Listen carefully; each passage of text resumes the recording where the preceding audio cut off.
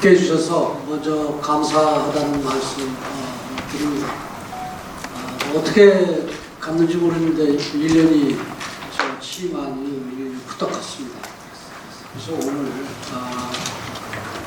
여러분들과 함께 1년이 좀 되돌아보고 또 앞으로 저한테 남은 3년 기간을 도전을 어떻게 이끌어갈 것인가 하는 그런 다시 한번 좀 고민하고 재확인하는 그런 시간이다, 이렇게 생각을 하고 여러분들과 만났습니다. 제가 취임을 할 때 또 출마를 하면서 선거운동을 할 때 국민들께 말씀드린 것은 충남이 그동안 여러 가지 여건이 좋음에도 불구하고 밋밋하고 또 무색무취한 이런 도정을 좀 타박시키겠다, 체제를 좀 바꾸겠다. 그래서 우리 충남도가 좀 역동적이고 열정적이고 좀 파워풀하게 미래를 향해서 나아가는 환골탈태를 하겠다 하는 말씀을 드렸고, 또 그 과정 속에서 성과물을 내는 이제 도전을 하겠다 하는 저 약속을 드렸습니다. 1년 동안 그러한 그 길을 가기 위해서 나름대로 우리 도정의 그런 체질도 좀 바꾸고 또 성과물을 내기 위한 그런 목표와 방향도 정하고 또 정책들도 나름대로 세팅을 하는 그런 기간이었다, 이렇게 생각을 합니다. 그 과정 속에서 나름 많은 성과도 있었지만 또 아쉬움도 있었던 1년이 아닌가 이런 생각이 듭니다. 그래서 오늘 여러분들 말씀 듣고 또 여러분들의 또 조언도 듣고 앞으로 남은 3년 기간 동안에 올 1년 지난 1년 동안 열심히 한 것처럼 최선을 다해서 노력하겠다는 말씀을 드리면서 오늘 여러분들 그 질의응답을 받는 그런 그 순서로 제가 임수연 기자회견을 진행하도록 하겠습니다. 그리고 뭐 좀 세부적이고 좀 디테일한 그런 내용들 같은 경우는 이 서면으로 여러분들께 제공을 해드렸을 텐데 그 참고하시고요. 여러분들 그 질문을 좀 받도록 하겠습니다. 다음은 기자님들과의 질의응답 시간입니다. 질문을 주실 때에는 소속과 성명을 말씀해 주시면 감사하겠습니다. 손을 들어주시면 제가 지목을 해주시면 질문을 주시겠습니다. 먼저 굿모닝 충청 김갑수 기자님 질문해 주시기 바랍니다. 네, 저는 1주년 축하드립니다. 네. 두 가지 질문인데, 첫째는 공직사회 향해서 약간 좀 어떤 채찍을 당한 말씀을 많이 좀 하시는데 1년 동안 좀 달라진 것도 있을 텐데 좀 시장님 보시기에 이건 좀 더 바꿔야 된다는 그런 부분이 어떤 건지 궁금하고요. 두 번째는 어쨌든 윤석열 정부의 성공과 함께 충남도정에 많은 어떤 현안을 해결해 달라는 그런 도민들의 의견이 지난 지방선거 결과로 이어졌다고 보여지는데, 근데 어떻게 보면 아직 그 윤석열 정부에 대한 평가가 그렇게 좋은 평가는 아닌 것 같은데, 시장님께서 국민의힘 소속으로서 정부 여당을 향해서 이런 부분들을 좀 조언하고 싶을 거 있으면 말씀 부탁드리겠습니다. 공무원 사회의 변화를 말씀하셨는데, 제가 볼 때는 우리 지금 각 공무원들도 있고 그런데 나름 아직까지는 또 좀 미흡한 그런 부분들도 있지만은 좀 많이 좀 변화가 있었던 것 같습니다. 예를 들어서 각 그 시국에서 이 목표와 방향을 정하면은 그걸 성과를 내기 위해서 중앙부처를 가서 설득하는 그런 과정 내용도 달라졌다. 그리고 열정도 저는 달라졌다, 이렇게 보고 있고요. 또 제가 늘 우리 함께하는 공무원들한테 그 말씀을 드리는데, 저도 선출직 공직자고 또 이 공무원들도 똑같은 이 공직자들인데, 공직자들이 국민들 세금에 의해서 월급을 받는 그러한 신분이다. 그렇기 때문에 이 공공 서비스를 우리가 또 해야 되는 게 역할인데 우리가 최선을 다해야 된다 하는 그런 얘기를 하고 또 우리가 어느 훗날에 내가 구직에 있었을 때 이러한 역할에 참여를 해서 나름대로 지금 지나고 나더라도 좋은 그런 사업이었고 좋은 결과물을 냈다 하는 보람을 느끼는 그러한 공직자로서 거듭나자 하는 말씀을 드렸는데 많이 배우는 것 같은데 실제 이건 아마 공무원들한테 취재를 좀 해봐야 더 좀 확실히 할 것 같고요. 제가 볼 때는 좀 많이 그래도 변하고 있다 하는 그런 부분을 느낄 수 있고요. 또 이제 윤석열 대통령 그러니까 윤석열 정권이 들었으면서 정부가 들었으면서 지방선거가 있고 그 지방선거 과정 속에서 윤석열 대통령과 함께 뭔가 이 충청의 그런 발전이나 또 충청의 그런 미래를 좀 설계해라 하는 그러한 그 기대가 섞인 피결의 그 결과다 이런 말씀이신 저는 어느 정도 일리가 있다 하는 그런 말씀을 드립니다. 지금 뭐 윤석열 대통령이 그 좋은 그런 지금 그 국민들한테 평가를 받지 못한다 그러는데 저는 꼭 그렇게만 보지 않습니다.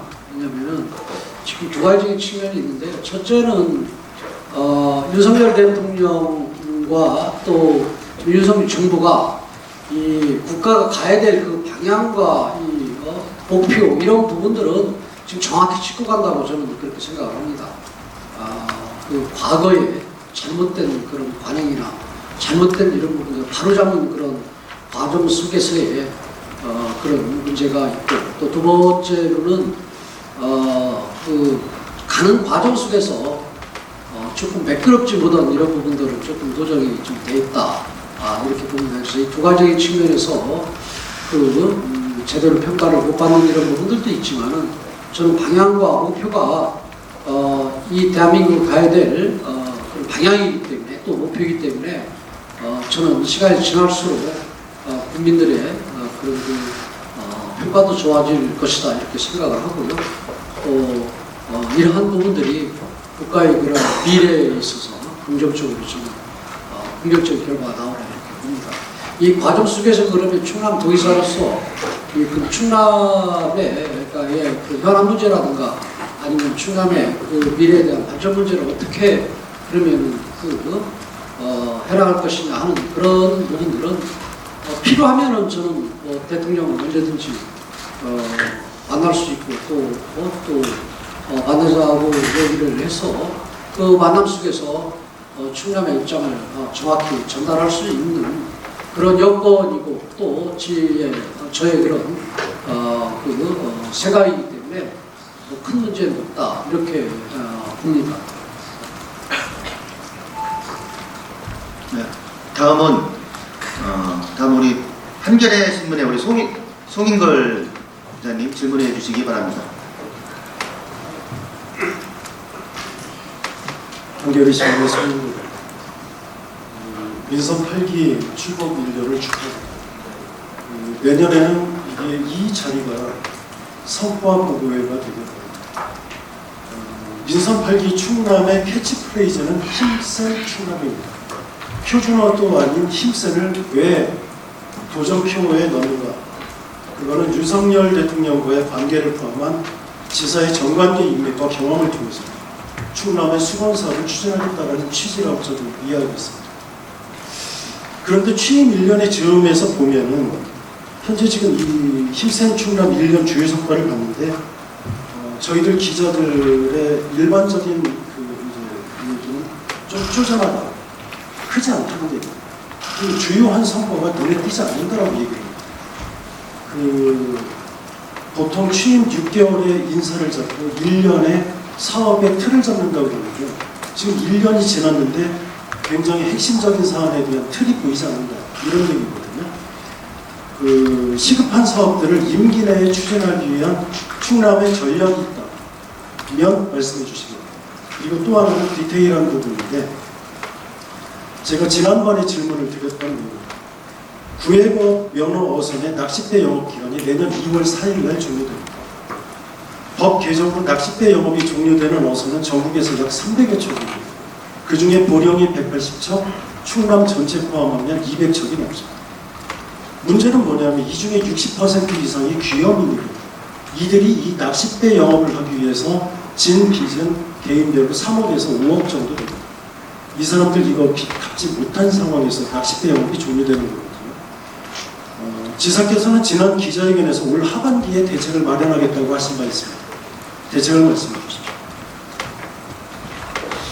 그 1년 동안의 그런 그 과정을 보면 뭔가 보이지 않고 성과가 없다 이런 말씀인데 저는 동의할 수 없습니다. 지금 말씀하신 것처럼 1년에 어떻게 보면 이 성과보다도 그 성과를 내기 위한 이제 기본 틀을 만든다고 말씀하시는데 저는 기본 틀은 저는 제대로 지금 준비를 하고 가 있다.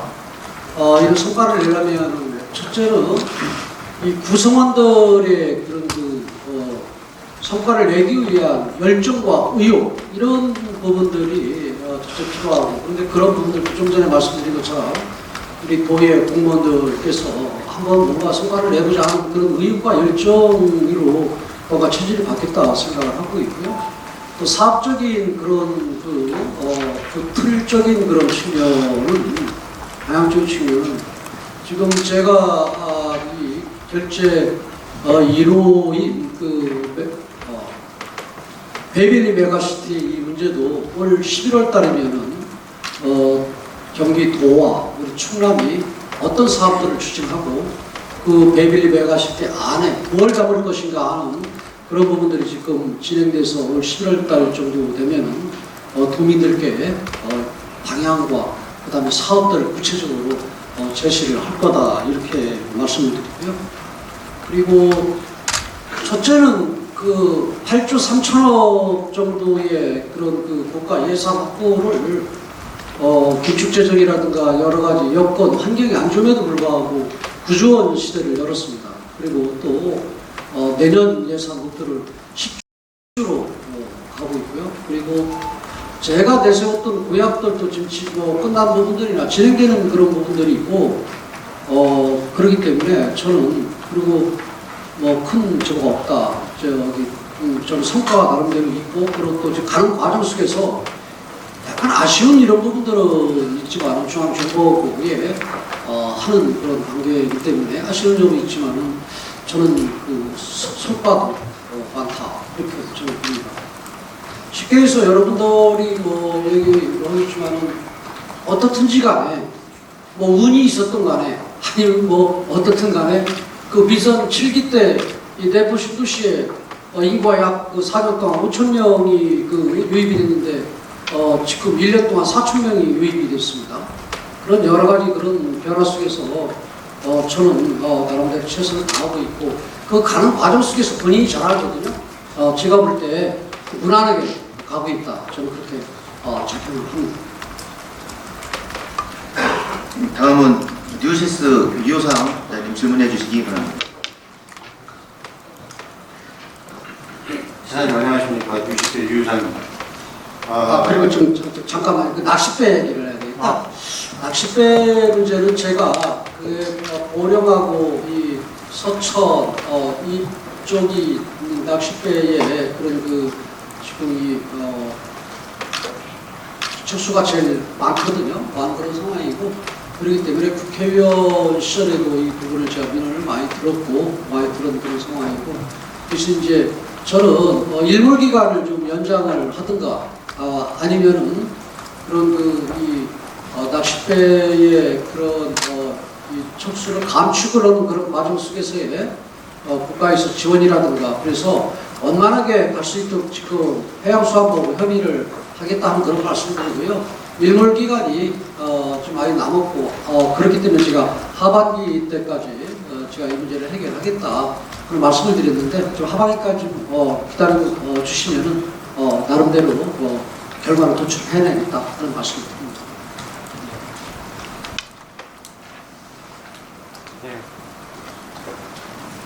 뉴시스의 유유상입니다. 석탄화력발전소 폐지 지역 지원에 관한 특별법이 발의가 됐는데요. 사실 이게 의원 입법 발의다 보니까 상당히 좀 난관이 예상이 됩니다. 뭐 국회의원을 해보셔서 아시겠지만은 의원 입법 발의로 발의가 돼서 하나의 법안이 통과되기까지 상당한 진통이 예상이 되는데 과연 이 법을 어떻게 통과시킬 자신이 있으신지 또 이걸 어떻게 돌파해 나가실지 그걸 하나 말씀해 주시고요. 또 하나는 지금 한중 관계가 상당히 냉각 관계인데도 불구하고 지사님께서 이달 말과 다음 달 초 사이에 중국 방문을 계획하고 계십니다. 특히 사천성 가셔서 아마 성장과 직접 이제 대담도 하시게 되는데 과연 어떤 대화를 나누시고 과연 우리 대한민국에 어떤 입장을 전달하실 건지 이 부분에서도 한 말씀 해주시기 바랍니다. 석탄발전 폐지 지역에 지원에 관한 법은 저는 뭐 의원입법이니까 좀 어렵지 않겠냐라고 얘기하는데 의원입법은 어려울 수도 있고 또 오히려 의원입법이 더 쉬울 수도 있습니다. 상황에 따라서. 근데 이 석탄 화력 폐지 지역 지원에 관한 법은 제가 그 대통령께도 말씀을 드렸고 국무총리 만나서도 말씀을 드렸고 산자부 장관 만나서도 장기적으로 가야 될 그런 방향에 대해 설명을 했고 또 국회의원 300명한테 제가 또 서신을 띄웠고 그러한 이게 왜 이 법이 필요한가 하는 그런 당위성이나 아니면 논리적인 그런 측면에서는 이미 나름대로 사전에 많은 그런 부분들을 전달을 했다 이렇게 봅니다. 그러고 난 다음에 지금 이제 법안이 이제 국회에 이제 35명인가요? 발의해서 대피 발의가 돼서 이제 법안이 제출이 됐는데 저는 이 부분은 확신을 합니다. 그리고 어려움이 있어도 우리 충남뿐만이 아니라 대한민국의 미래를 향해서도 저는 가야 된다 이렇게 보고 있고요.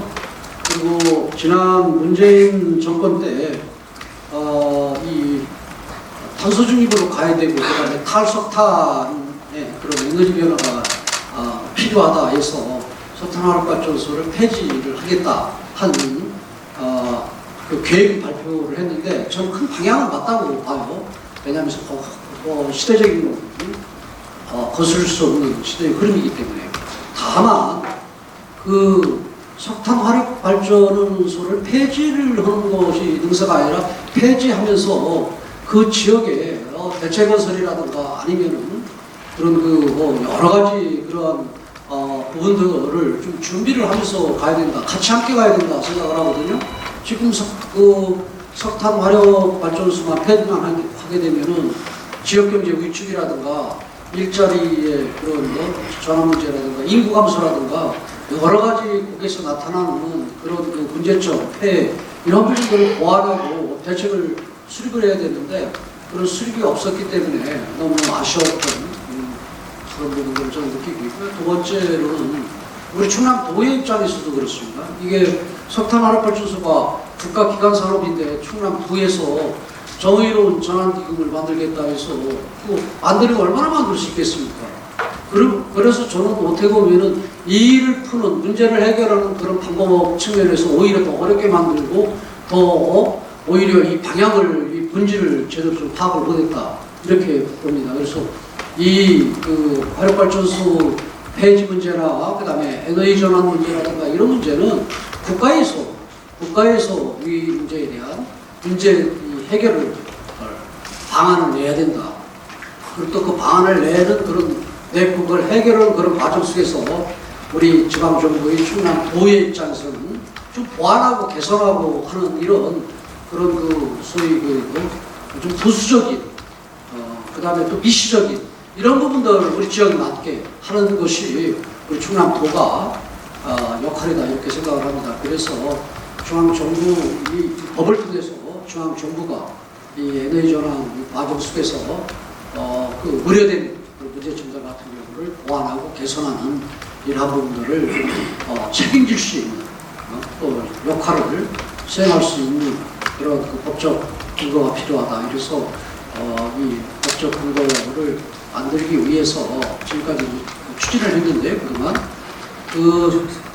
뭐 독일 같은 경우도 이 석탄 활발전소 지역의 지원에 관한 그런 법을 제정해서 약 50조 정도 기금을 만들고 다양한 그런 사업과 또 지역 경제가 위축되지 않고 인구가 감소되지 않고 할 수 있는 이런 법적 근거를 이미 만드는 그런 나라들도 있고요.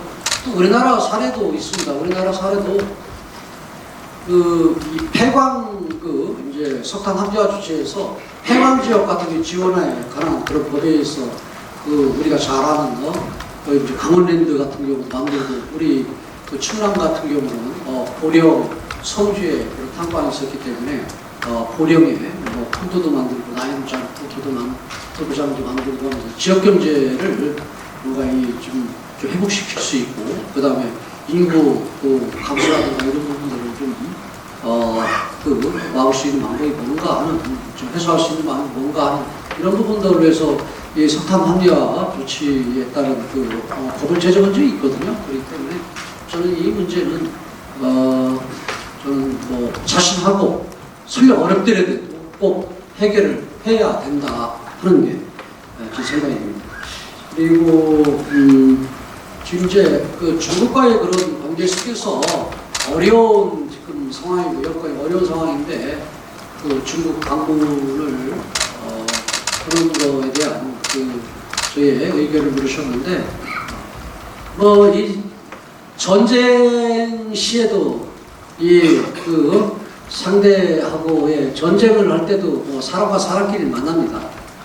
만나고 그리고 또 제가 가는 그 부분은 이제 이 외자 유치, 중국의 기업 유치하는 MOU 체결이 두 건이고요.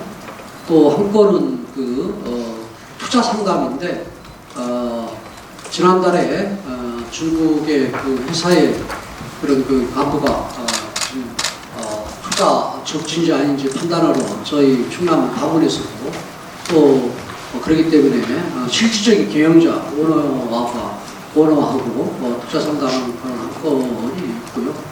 또 우리가 2027년도에 우리가 하계 유니버시아대를 개최하지 않습니까?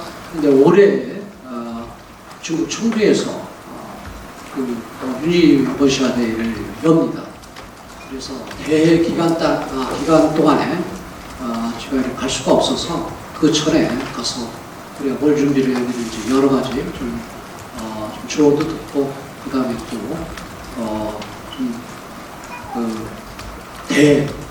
준비하는 이런 그런 일정들이나 내용들 좀 보고 듣고 좀 견학 좀 하려는 그런 내용. 그 다음에 또 그 외에 밖에 좀 다양한 그런 일 때문에 중국을 가는데요. 중국과의 그런 관계는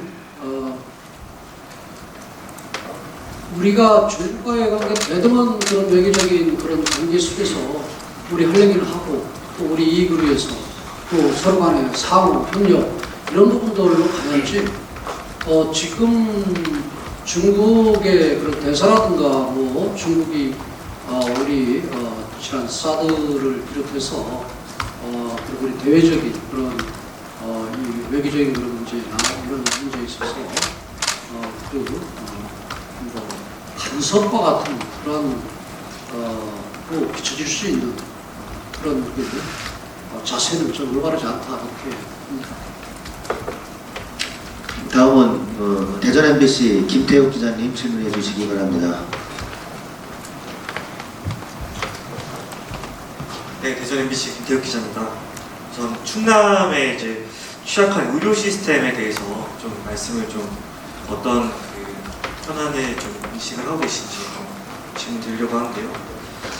우선 제가 좀 취재를 해본 결과 이제 자정까지 운영하는 충남 지역 내 소아 응급 진료센터가 서산, 홍성, 당진 이렇게 단 3곳밖에 없고 또 이제 평일하고 주간 야간에 진료를 보는 달빛 어린이병원도 천안에 2곳, 아산에 1곳 이렇게 3곳 이렇게 있습니다. 그리고 또 이건 도정 이제 교육행정 질문 첫날에도 나온 얘기인데 150개 보건시설 중에 16곳은 공중보건의가 없는 상황이기도 하고, 그래서 좀 이야기를 들어보면 그 충남에는 이제 아이들을 낳아도 치료할 것이 없고, 또 어르신들은 또 치료를 받기 위해서 또 충남을 떠나는 상황이시라고 하더라고요.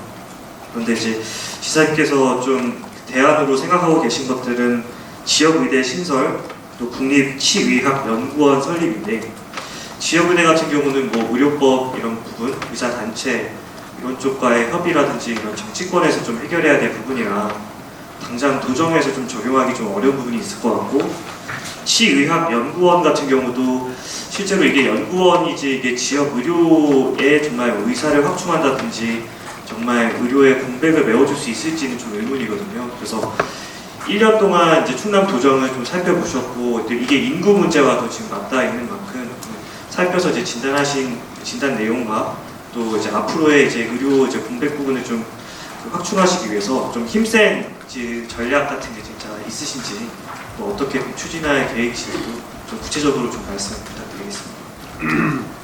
이 광역 도시를 제외한 지방 정부들은 충남만 어려운 게 아니라 지금 공공의 문제라든가 이런 부분 다 그렇죠 어렵습니다.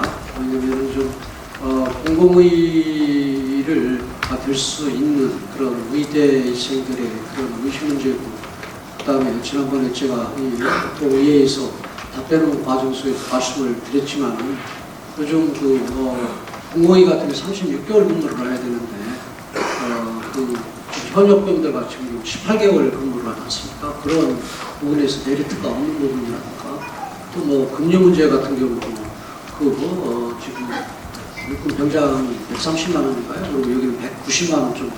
이런 여러 가지적인 그런 측면에서 또 공공의가 부족한 이런 부분들이 있다. 그렇기 때문에 이거는 우리들 나름대로 또 노력을 좀 하는 그런 부분이 있지만, 이것도 국가 전체적인 그런 틀 속에서 뭔가 대책이 나와야 된다 하는 생각을 갖고 있고요. 그렇기 때문에 제가 보건복지부하고 국방부의 우리의 입장이라든가 앞으로 이 제도의 변화 이런 부분들을 요구를 하는 상황이고요.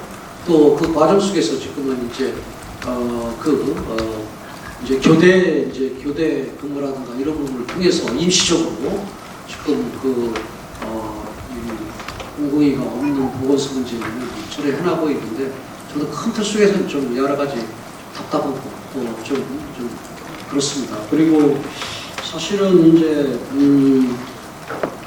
소아과 병원 얘기를 했는데, 저는 지금 말씀하신 것처럼 지금 흥성하고 천안하고 서산하고가 소아과 병원이 있고, 다른 데는 좀 여러 가지 어려움이 있는데요. 제가 그 문제도 지금 해결을 하기 위해서 그러는데, 가장 큰 문제는 이제 두 가지적인 그런 측면이에요.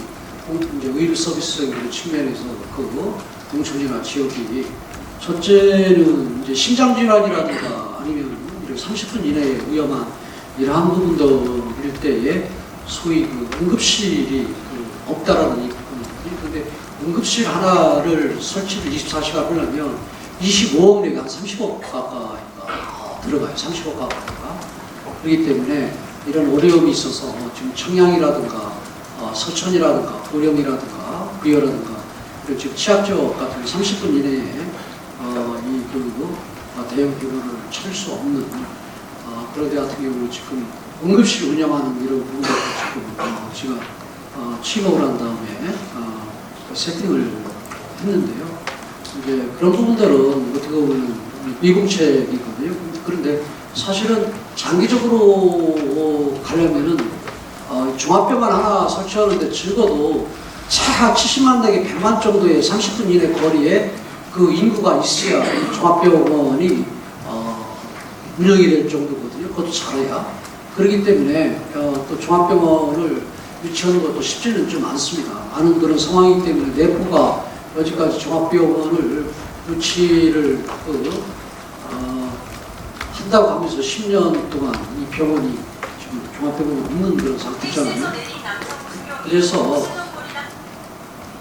그래서 제가 그 명지종합병원을 제 임기 내에 개원을 하도록 했고, 그리고 또 지금 협의 그런 과정 속에서 이 수학과 이 병원 문제라든가 이런 문제를 더 디테일한 이런 부분들 같은 경우도 서로 간에 그런 협약 내용에 들어갈 수 있게 해서 지금 하고 있다는 말씀을 드렸는데요.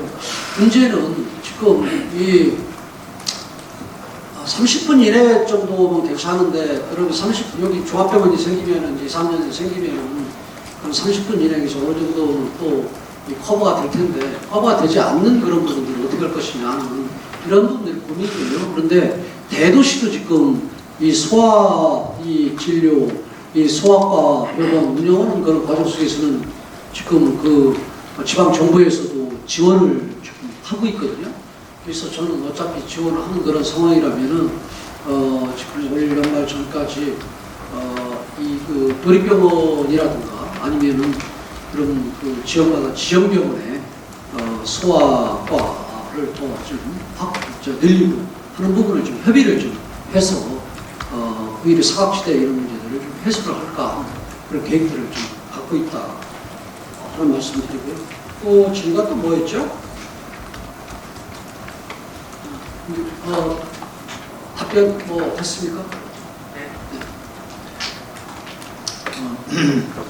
다음은 내외일보 백준성 기자님 질문해 주시기 바랍니다.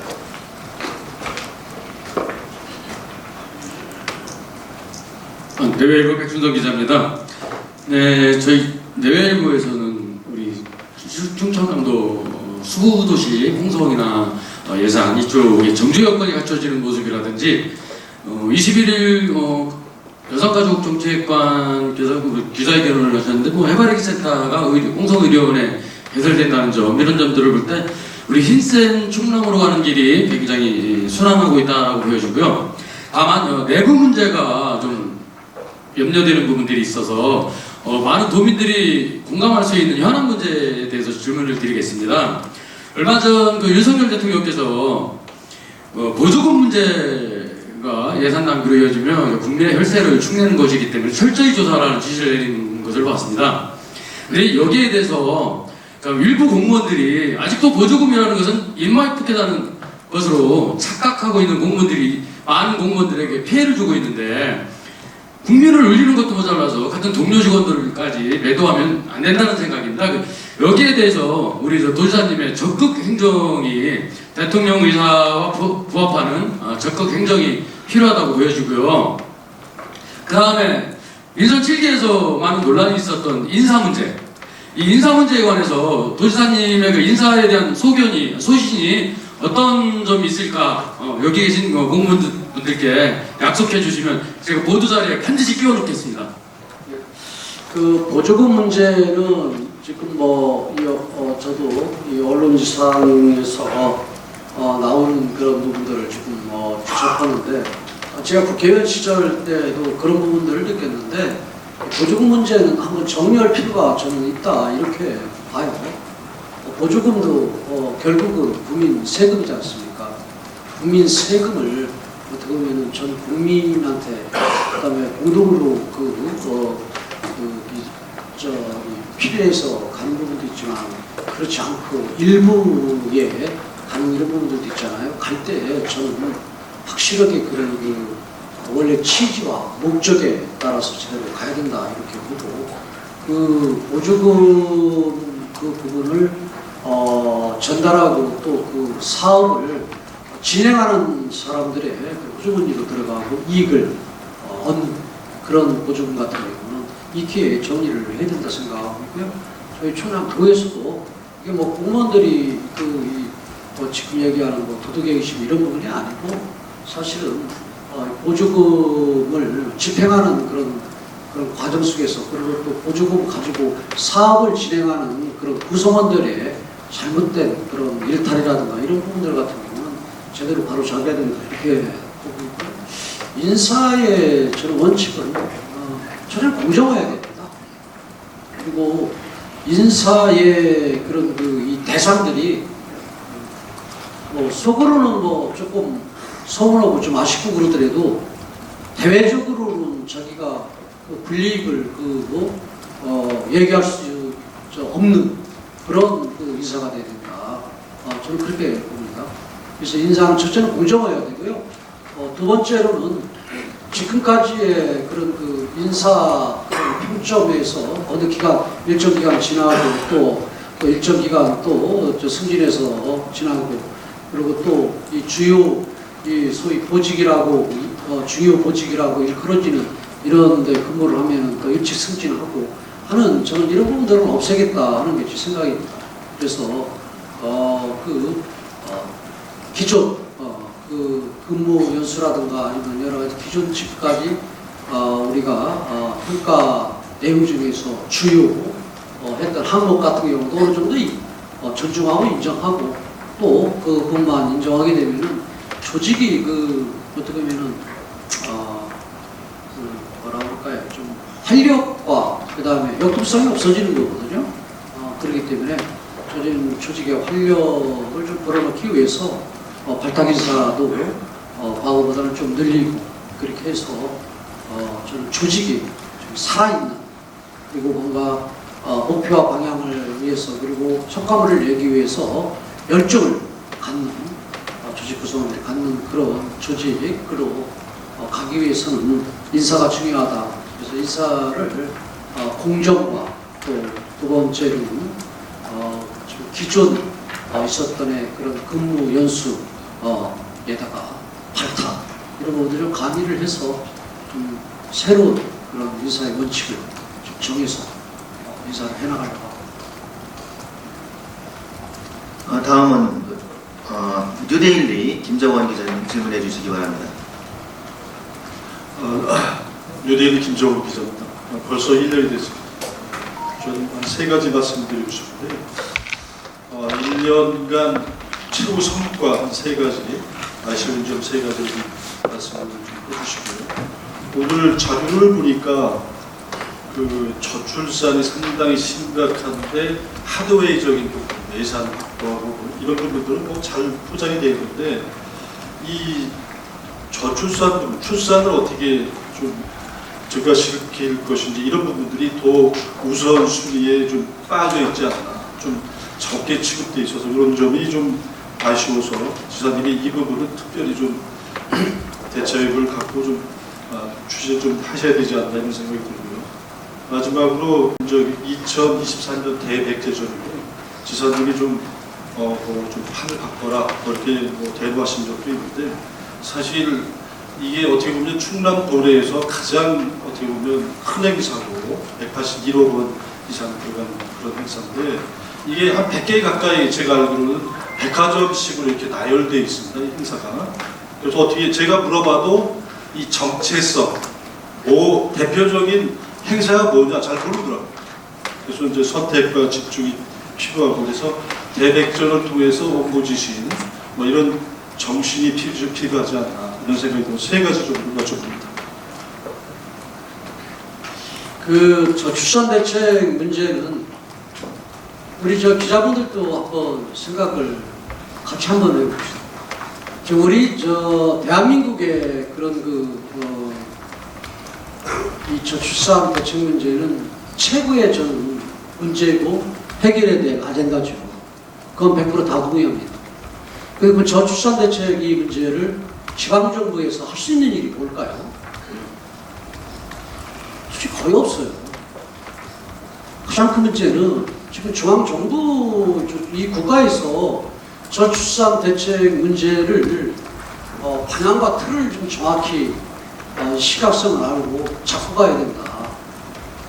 그리고 지금 모든 재정이 세제 문제도 그렇고 다 국세로 가고 지방에서 이게 다 재원이 따르는 건데 할 수 있는 일이 그리 많지 않습니다. 그래서 저는 이 국가에서 빨리 이 저출산 대책 문제를 제대로 좀 현실성 있게 대책을 내려야 된다 생각을 하는데 저는 지난번에 윤석열 대통령께서 저출산 대책위에 8년 만에 대통령이 참석을 했다 하는 뉴스를 봤는데요. 8년 만에 대통령이 저출산 대책위에 회의에 참석한 것도 이게 지금 이 국가에서 이런 심각성을 제대로 인식을 못하고 있는 그런 하나의 징표가 아니냐, 저는 이렇게 봐요. 그리고 또 8년 만에 이 대통령이 조치산대책위에 참여했는데 거기에서 나온 내용 알맹이가 없잖아요. 저는 죽어도 8년 만에 조치산대책위에 대통령이 참석을 했으면 조치산대책위에서 제대로 된 단기, 중기, 중장기로 해서 어떻게 저출산 대책 문제를 해결할 것인가 하는 그러한 방향이 나왔어야 된다고 봐요. 저는 죽어도 거기에 대통령이 8년 만에 참석했다고 그러면은 그날에 그런 주요 회의 이 제목 타이틀이 국민들께서 이제 아이들 마음 편하게 아이들 출산해도 된다. 국가가 이제는 아이들 키우는 데 책임을 지겠다가 타이틀이 돼야 되고 강론적인 그런 측면에서 그래도 몇 년 내에 이런 강론을 다 해결을 해서 몇 년 후는 완전히 아이들을 낳기만 하면 국가에 책임지겠다, 키우겠다 하는 방향을 제시를 했어야 되는데 그날 보니까 이 강론적인 한두 개 더 과거보다 추가적으로 더 그런 지원이라든가 이런 부분을 하겠다 나오더라고요. 이렇게 가면은 저는 위험하다 이렇게 봅니다. 그리고 저출산 문제를 가끔 그렇게 합니다. 각 시군에서 기초자치 시군에서 아이들 낳으면은 예를 들어서 몇백만 원을 주고 몇천만 원을 주고 하는 그러한 부분들 같은 경우 갖고 제시하는 데 있습니다. 근데 그게 효과가 있을까요? 효과 없어요. 아이들 저는 그런 문제가 효과가 없다 이렇게 봅니다. 그래서 저는 이제 예를 들어서 프랑스 같은 경우도 이 저출산 국가였잖아요. 저출산 국가였는데 요즘은 거기들은 미혼모도 아이들 흔적을 올릴 수 있고 또 이 사실혼으로 이렇게 동거 개념으로 사는 사람들도 아이들 나면 호적을 올릴 수 있고 그다음에 또 입양 같은 경우도 또 미혼모도 입양 같은 경우도 가능하고 여러 가지 그런 다양한 이런 부분들이 있어요. 그래서 저는 그러한 좀 파격적이고 그다음에 우리가 이제 좀 전체적으로 단일민주국가 그러다가 요즘 단일민주국가 아니지 않습니까? 그래서 지금 시대적 흐름이라든가 미래를 봐서 여러 가지 그러한 뭔가 이 개방적이고 틀게는 그러한 이 저출산 대책 문제가 나와야 된다고 이렇게 보고 있고요. 저는 우리 도에서 지금 제가 여러 가지를 몇 가지를 얘기해서 지금 준비하고 있는 그런 부분들인데요. 여기 보니까 우리 도청의 이 여성 공무원들도 보면은 아이들 낳기 위해서 이제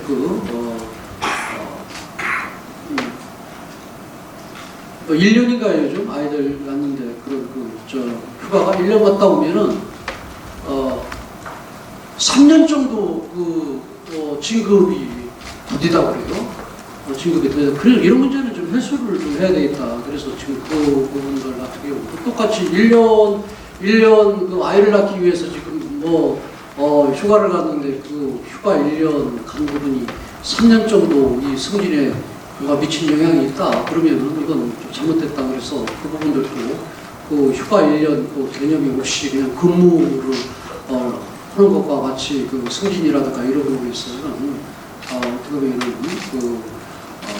피해를 보지 않게 그런 지금 부분도 검토를 지금 해서 지금 준비를 하고 있고요. 그리고 또 제가 얼마 전에 일본 같은 사례 중에서도 여러 가지 중에서 저희 도가 할 수 있는 긍정적인 그런 부분들이 있더라고요. 뭐냐면은 이 사모라든가 아니면 아이들 키우는 그런 여성분들이 공공기관이라든가 아니면 공공시설 방문이라든가 공공기관 그다음에 무슨 연극이라든가 영화관을 간다든가 할 때 저희 패스트트랙처럼 기다리지 않고 출입을 한다든가 이런 일상적인 그런 부분들부터 해가지고 아이들 키우는데 좀 편리한 이런 부분들이라든가 도에서 할 수 있는 이런 부분들은 제가 적극적으로 정책들을 좀 발굴하겠다. 그런데 다만 전수사한테 지금 그 문제는 이 국가에서 직구와 같은 기존 그런 그 틀 속에서 그런 게 아니라 틀 깨고 뭐가 대책 마련이 돼야 된다 하는 게 제 생각입니다.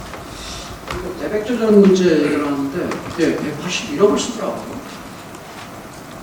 근데 저는 그 추진위원회 위원장도 저는 이 저기 어디 박물관장 같은 분들 이렇게 갖다 추진위원장 시키고 박물관장님 이런 분들은 어떻게 유물을 잘 보존할까 아니 뭐까 이런 전문지식이 있고 헌부이잖아요. 이건 어떻게 보면은 행사잖아요. 그래서 역사에 대해서 인식을 잘 알고 또 그러면서도 또 이 전체 숲을 보고 볼 줄 알고 그 다음에 또 이 행사의 그런 성공을 위해서는 그리고 계획 능력이라든가 여러 가지 이런 부분들이 좀 뛰어난 전문가 이런 부분들을 위원장을 시켜야 되는데 이렇게 얘기하면 민선 7기의 그 인사 문제에 있어서 제가 마음에 안 드는 부분들을 많이 합니다. 저는 적재적소의 인사가 필요한데 지난번에 모두 그 고려 박람회도 그렇고 그다음에 세계 국문화 엑스포도 그렇고 자꾸 이거 공무원들이나 아니면은 사람들의 그런 그 은퇴하고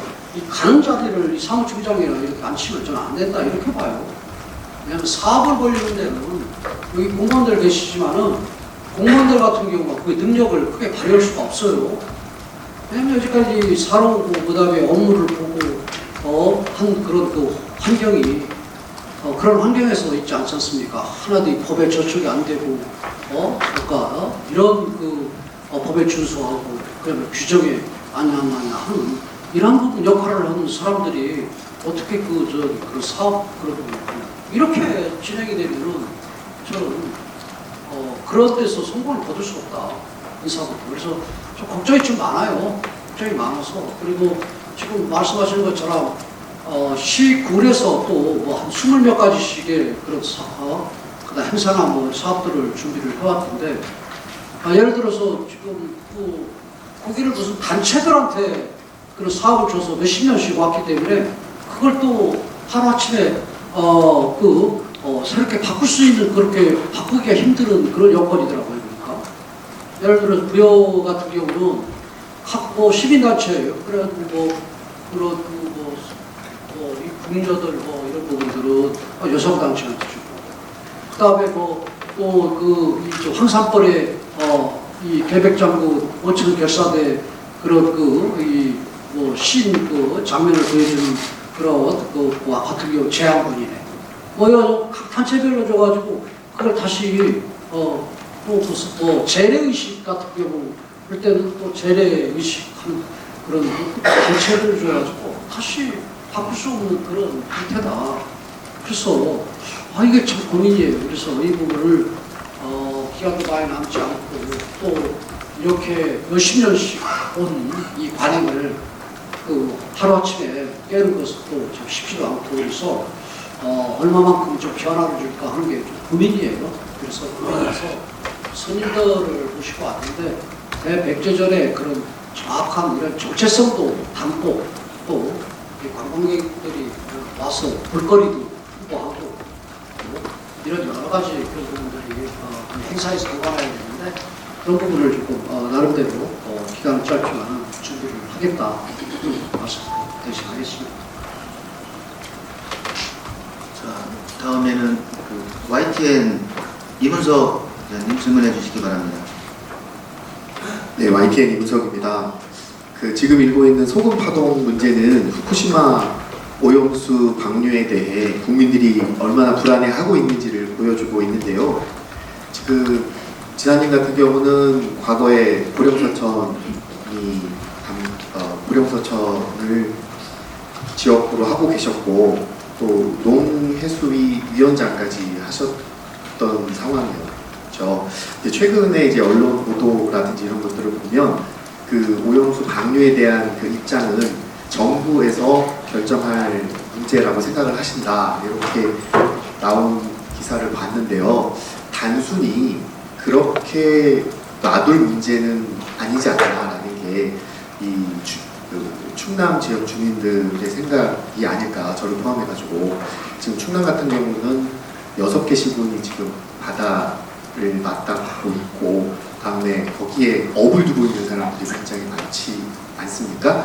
단순히 정부에서 결정을 한다고 해서 그걸 그대로 따르겠다라는 의미로 이제 뭐 언론 뭐 인터뷰를 하셨을 것 같지는 않고, 나름 대책도 마련을 하실 거고, 거기에 대해서 뭐 다른 점이 있다면 중앙 정부를 향해서도 쓴소리를 하실 수 있을 거라고 생각을 합니다. 어떤 역할을 앞으로 하실 것이고, 다음에 어떤 대책을 좀 마련하고 계신지 알고 싶습니다. 이 수공파도 이건 비과학적이고 그 비상식적이잖아요. 설령 원전 오염수가 바다에 방류가 돼서 문제가 과학적으로 심각하다. 그렇게 하더라도 그 부분을 햇빛에 의해서 이 천연력으로 만들어지는 과정 속에서 물과 함께 그 원전의 그런 그걸 뭐라고 하죠? 반사성 아니 삼중수용 걸러지고 그 부분이 다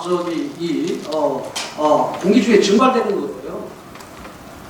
상식적으로 봐도 그렇고 과학적으로 봐도 그렇고 천일염수한테는 천일염한테는 아무 문제가 없는데 이런 부분이 일어나는 부분은 이건 기현상이잖아요.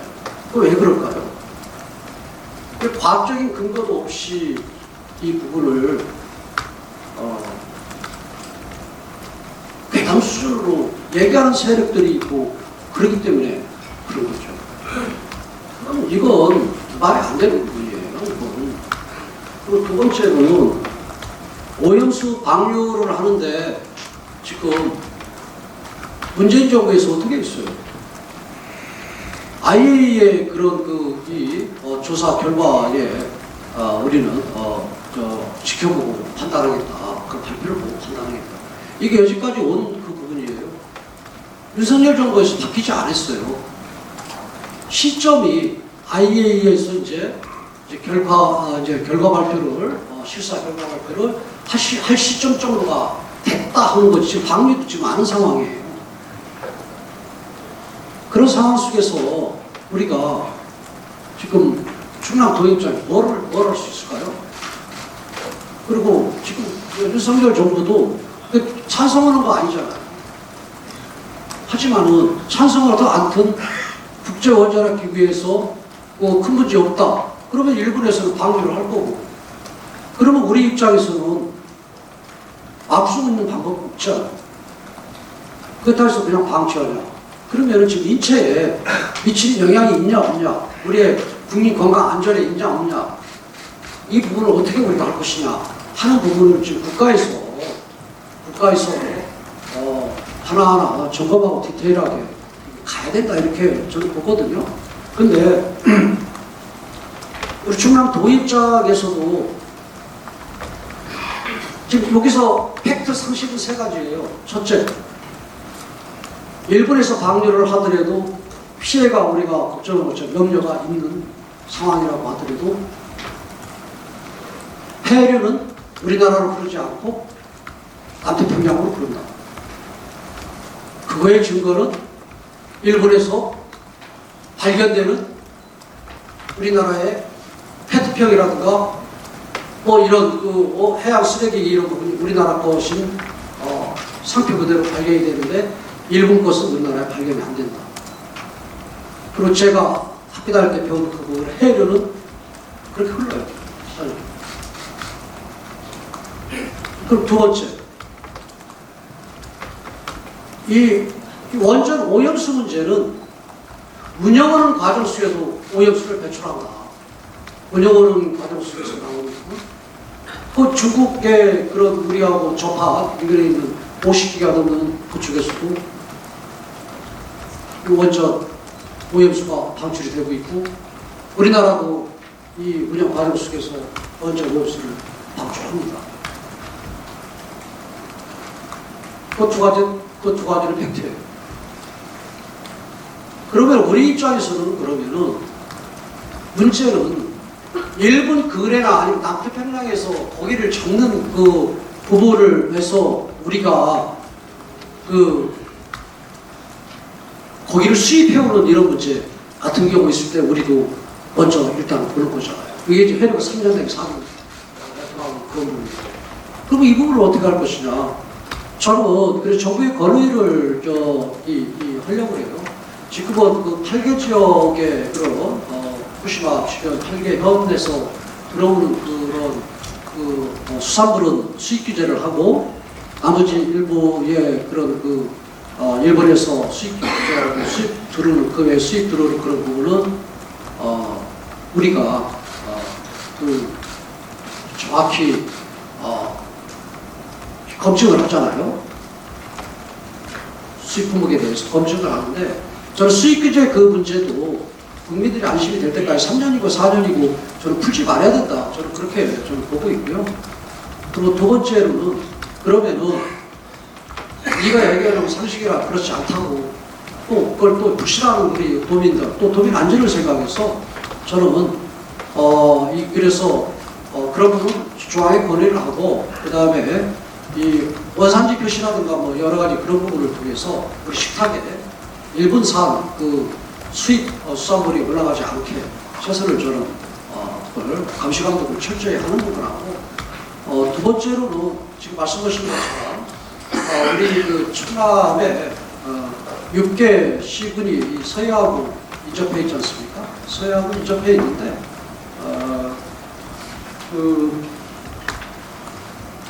이 서해에 그런 우리 어업선이라든가 어업지도선이라든가 이런데 지금 원자력 연구원하고 협의를 해서 이걸 모니터링을 좀 할 수 있는 시스템을 좀 만들고 하는 그러한 부분들을 우리 충남도의 도지사로서 역할을 하고 그렇지 지금 방류를 해야 된다 말해야 된다 이런 부분들을 지금 내가 얘기한다 해가지고 뭐 되는 문제도 아니고 좀 효과도 없다 이렇게 봐요. 그리고 또 하나는 지금 저는 상식적으로 그래요. 좀 찝찝하고 불쾌하죠. 찝찝하고 불쾌한데 쉽게 얘기해서 우리가 요즘은 양도를 키우는데 분뇨에서 나오는 그런 이 분뇨를 액체 같은 거 처리해서 다시 돼지한테 물로 먹일 정도로 그만큼 정화가 됩니다. 정화가 됨에도 불구하고 그 부분을 다시 양분한테 물을 먹여서 키웠다 그러면은 찝찝하잖아요. 그건 뭐 그런 부분들 같은 경우는 당연히 있는 거고 또 찬성은 않지만은 이 문제는 국제적인 그런 부분이고 또 사실은 피해가 있으면 피해를 과학적인 그런 근거 속에서 이 부분을 가야지 지금 수산업 하시는 분들이 걱정이다 그러는데 어떻게 보면은 지금 이 논란이 그 피해가 있냐 없냐 이 부분보다도 오히려 이 정치적으로 서로 공격하고 방어하고 하는 이런 부분에 지금 흐르지 않는가. 그 다음에 지정 논리 속에서 지금 싸우고 있지 않는가. 이런 부분들이 저는 더 안타깝다. 이렇게 좀 봅니다. 그래서 이런 문제를 좀 과학적이고 이제 사실 입각에서 봐야지. 지난번에 우리가 이 사드 같은 경우 심지어 그냥 정치인들 지금의 민주당의 대표로는 이재명 대표까지 사드는 엄청난 그런 전자파 피해가 엄청나다. 이런 3.5kg까지는 그렇다. 튀겨 죽는다. 국회의원들이 떠들었죠. 상식한 국회의원들이 떠들었는데 사드 그 부분이 그렇게 피해가 좀 있습니다. 광우병 같은 경우 괴담에서 머리 뇌가 숭숭 뚫린다 이런 얘기하고 그렇게 난리를 쳤는데 이걸 어떻게 해결을 할 것이냐 하는 해결책 가지고 싸워야지 이 정쟁의 속에서는 오히려 수산인들 얘기하지만 오히려 수산인들을 죽이는 일을 해서는 안 된다. 저는 그렇게 봐요. 그렇기 때문에 문제는 저는 솔직히 제가 일본 방문했을 때도 마침 실사단들이 실사하고 간 다음날 제가 일본 특파원들하고 같이 접시 오찬하면서 그 이슈가 돼서 여러 가지 얘기를 듣고 또 저도 기자분들한테 상식적인 그런 부분들이나 아니 기자분들한테 소위 과학적인 그런 논리적인 그런 부분들도 많이 듣는 그런 계기가 됐는데요. 사실은 그리고 또 일본 앞바다에다 뿌리는 거잖아요. 그런데 일본은 그럼 제일 먼저 피해를 볼 것은 일본 사람들이 먼저 피해를 볼 것이죠. 그 부분을 일본의 그런 주요 의사 결정하는 사람들이 감당할 수 있을까요? 이게 만약에 건강에 무슨 문제가 있다면 이런 여러 가지 상식적으로 좀 접근해 볼 때 우리가 예의주시하면서 이런 문제들을 대응을 하더라도 과학적인 대응을 하고 또 외교적으로 이 대응을 해야지 무조건 마치 과학적으로 증명이 안 되는 문제가 있는 것 마냥 해서 가면 이 문제 해결을 제대로 할 수 없을 뿐더러 만약에 책임을 지금 묻는 정치적인 행위이지 이 문제를 해결하는 이적인 측면에서 또 수산업자들의 그런 앞으로 예측되는 이런 부분들을 어떻게 해결할 것이냐 하는 부분을 저는 제대로 할 수 없다. 그런 게 어떻게 보면 도시락 생각이에요. 근데 그럼에도 불구하고 저는 도민들의 안전을 위해서는 도가 조치를 취할 것을 선제적으로 조치를 취하겠다. 그래서 말씀드립니다. 다음은 뉴스 프리존 박성민 기자님 질문해 주시기 바랍니다. 네, 안녕하세요 지사님. 저 뉴스프리존 박성민 기자라고 합니다. 먼저 취임 1주년 축하드립니다. 힘센 충남이라고 하셨는데 민선 7기와 비교하면 1주년이 지난 지금 구체적으로 얼마나 힘이 세졌다고 생각을 하시는지 또 그 이유는 무엇인지 궁금합니다. 등급이나 퍼센트 등 수치로 표현해 주시면 감사하겠습니다. 힘센 충남이라는 그런 표현을 아까 우리 학년에 승기자님도 말씀하셨는데 사실 어법에 맞는 표현은 아니거든요. 그런데 그래서 이 문제를 쓸 때 여러 가지 논의를 했었는데 어법에는 맞지 않지만은 이런 광고라든가 아니면 홍보라든가 캐치프레이즈 이런 부분들은 쓰는 게 문제 없다. 여러 가지 그런 결론에 대해서 힘센이라는 표현을 썼는데 그 힘센이라는 그 표현은 왜 그러냐면 아까 제가 말씀드린 것처럼 우리 충남도가 지금까지 왔을 때 뚜렷한 그런 부분들이 없잖아요. 밋밋하고 무색무취했잖아요. 그리고 저는 이렇게 되면은 이 전임도를 비판하는 건 아닌데요. 우리 도가 이 수도권 과밀화 문제 속에서 문제점에 대해서 해결하고 또 규제라든가 이런 여러 가지 그런 측면에서 바로 수도권과 이웃하고 있기 때문에 낙수효과를 어느 정도 저는 누렸다, 효과를 봤다 이렇게 보거든요. 그렇기 때문에 외국 기업도 천안 아산을 중심으로 해서 이 서부권에 외국 기업도 대기업도 들어와고 있잖아요. 그런데 저는 지금까지는 이 목 좋은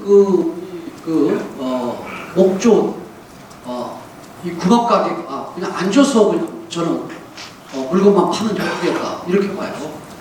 외국들 돌아다니면서 느끼는 건데 목 좋은 구멍 가게라고 하더라도 자기 영업을 떼서 더 많은 그런 자기 상품을 팔고 또 이 가게를 키우고 하는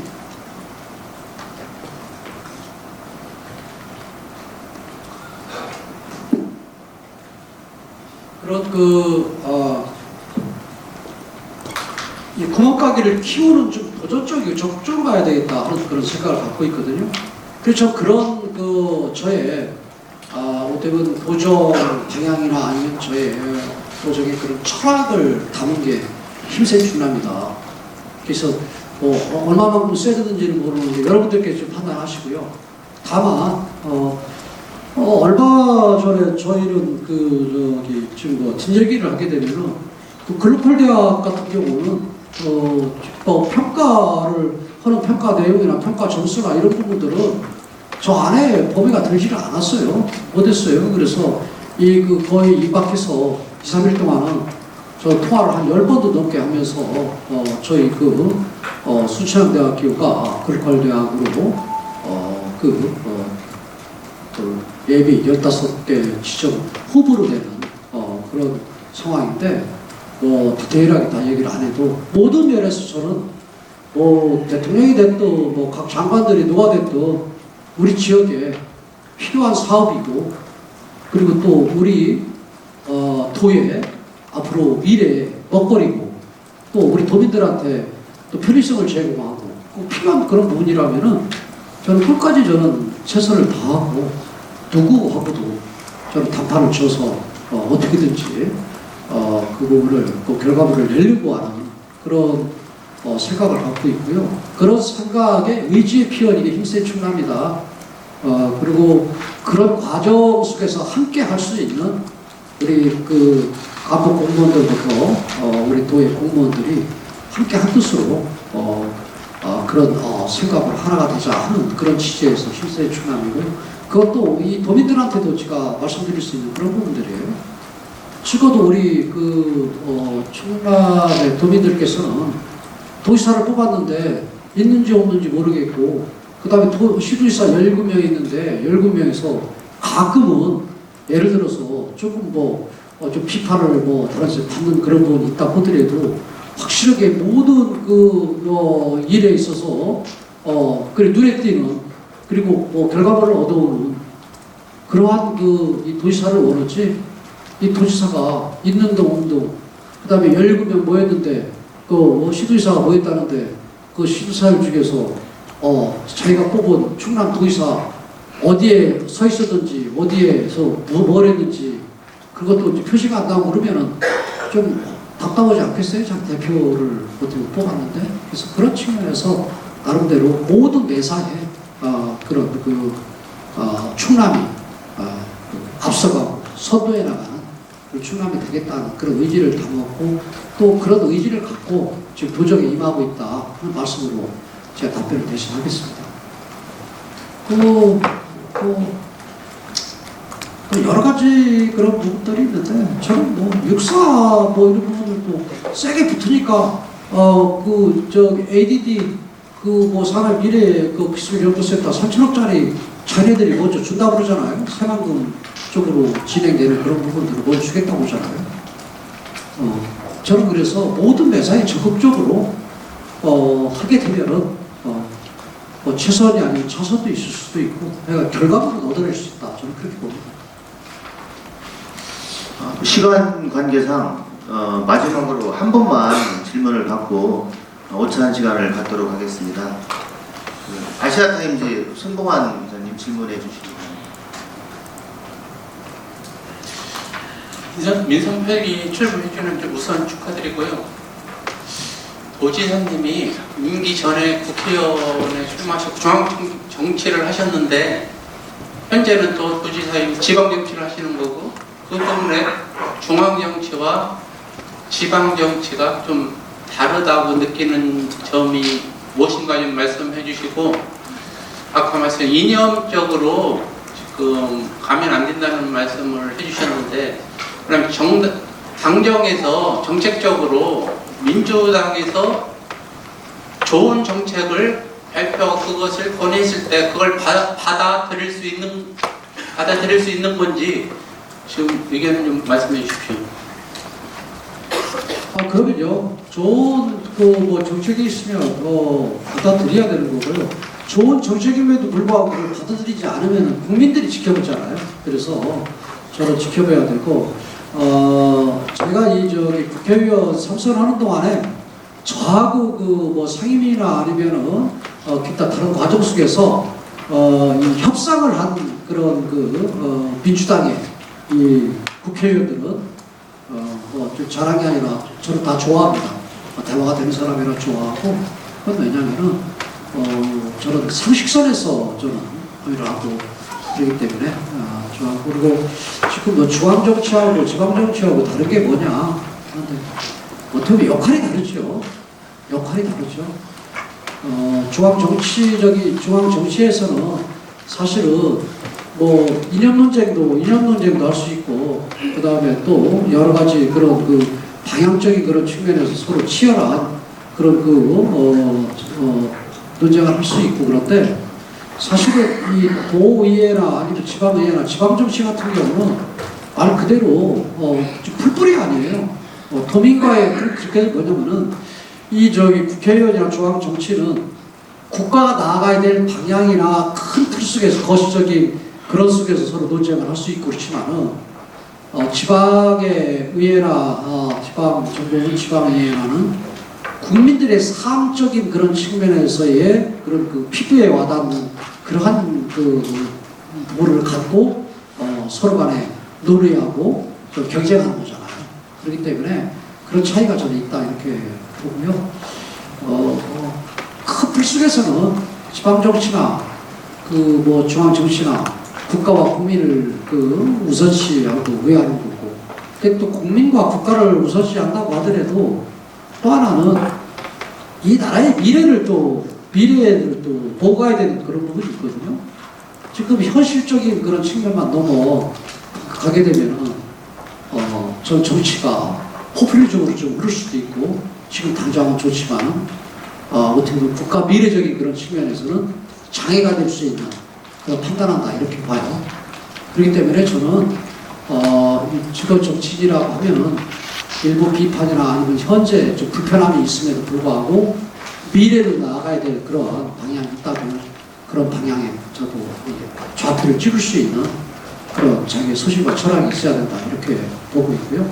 그리고 또 하나는 미래에 대한 그런 부분만 생각해서 현실을 또 무시하고 현실의 그런 상황을 제대로 읽지 못한다고 하면은 미래로 나아갈 수 없죠. 미래로 나아갈 수 없죠. 그래서 이러한 부분들을 어떻게 상황에 따라서 판단하고 결정하느냐 문제거든요. 근데 사실은 도지사는 저는 가장 저한테 조금 도민들이 준 그 다음에 법과 규정에 있어 준 그런 책무는 의사결정이라고 생각해요. 의사결정. 그리고 의사결정이나 모든 방향. 일들은 우리 공무원들이 함께 하는 거고, 저 의사결정이라.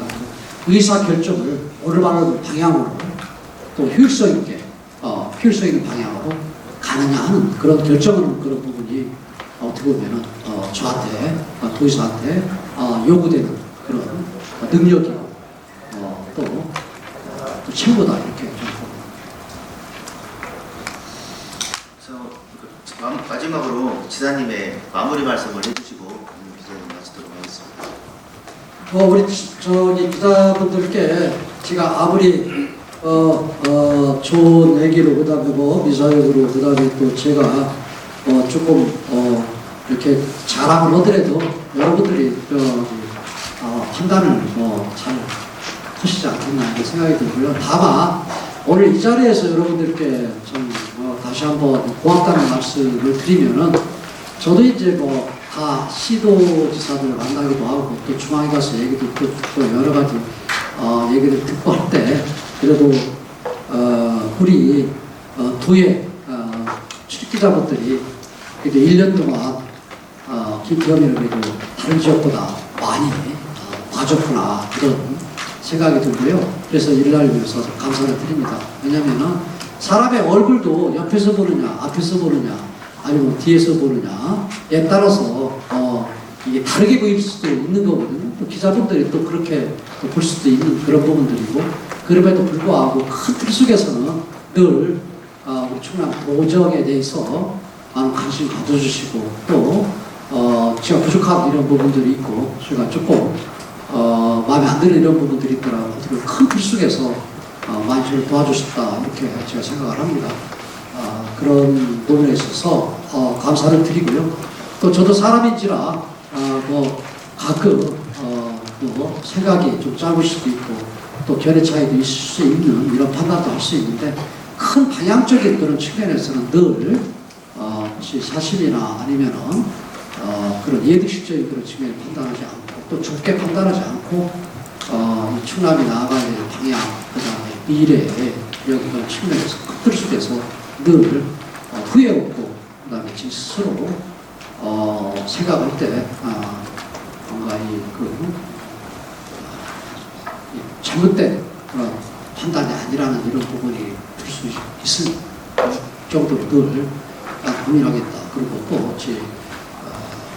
열심히 하겠다 하는 이런 말씀드리고요. 그리고 저는 충남의 미래는 저는 밝다고 봅니다. 저는 아까 우리 그 성인걸 또 제대로 보이지도 않고 뭐 했는지 모르겠다고 그러는데 저는 아까 말씀드린 것처럼 제가 이제 그 출발할 때 도민들께 이런 일들도 하고 하겠습니다. 이제 약속을 드렸잖아요. 약속이 공약이잖아요. 근데 공약도 마지막 끝까지 가면서 뭐 한두 개 정도 같은 경우가 좀 어려울 수도 있고 뭐 하지만 그렇지 않은 부분들은 제가 운이 좋은 그런 부분들도 있지만 다 속도감이나 이런 차이지 지켜낼 수 있을 것 같다 하는 그런 자신감이 들고요. 또 두 번째로는 또 제가 약속을 출마할 때 도민들에게 드렸던 그런 사업들이나 이 부분이 아닌 다른 사업들도 지금 제가 1년 동안에 좀 많은 부분들이 발굴이 되고 또 시도를 하고 하는 이런 부분들도 많고 그렇거든요. 그래서 이런 부채들이 제대로 이루어진다면 충남도의 그 미래를 저는 밝다 이렇게 저는 봅니다. 그래서 우리 기자분들께서 앞으로도 좀 많이 도와주시고 지금처럼 많이 도와주시고 또 저는 또 기자분들하고 좀 자주 나는 시간을 쪼개서 소통을 하면서 도정을 이끌어가겠다 하는 말씀을 드립니다. 고맙습니다. 이것으로 민선 8기 출범 1주년 기자회견을 모두 마치겠습니다.